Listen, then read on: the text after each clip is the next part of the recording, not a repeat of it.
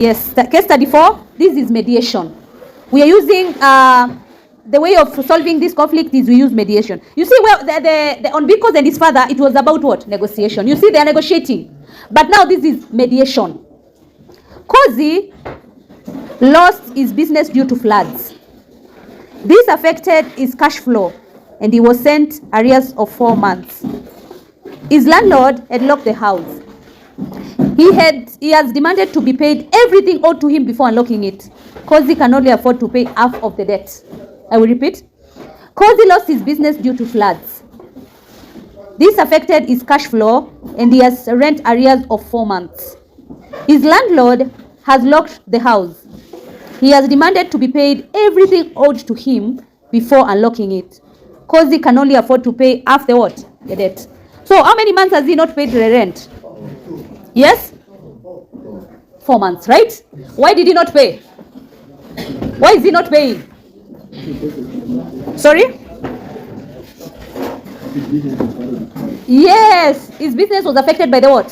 Floods. So we start with the identification. We have to identify the conflicts. So we have the K.C.S.E's position. He has suffered financial crisis, unforeseen. You cannot know when the floods are coming, right? So he has suffered financial crisis. And then this has made him not to pay the rent for 4 months. And right now, whatever he has, the money that is left, he can only pay half the debt right now. And then we have the landlord's position. The landlord wants 100% of the what? Rent. Before he allows K.C.S.E to get into his house. So remember what the landlord did is he locked K.C.S.E out of the what? The house. So and the landlord says, I need you to pay all the arrears for the 4 months in order for you to be able to access the property. But now K.C.S.E can only afford half. That means he can only afford the what? 2 months, right? So how is the mediation process going? Or what are the resolution steps? They are supposed to, here when we talk about mediation, is they're supposed to get a negotiator. Sorry, a mediator who can guide both parties and compromise. They're supposed to get a mediator. And this mediator, number 1, is supposed to acknowledge the crisis. Yes?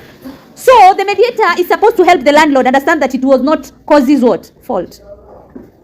He's supposed to make him understand that it is not his fault. This is a natural disaster, flooding. You cannot know when the flooding is coming, right? The weather forecast can say there will be floods, yes, but not at the level whereby it's going to destroy his business, right? So this is a natural disaster, flooding. So it's not that K.C.S.E is refusing to do what? To pay. So the mediator is supposed to tell the landlord to advise, he's supposed to advise the landlord to accept the 50% immediate cash payment offered by K.C.S.E. Yes, in good faith, he's supposed to accept the 50%.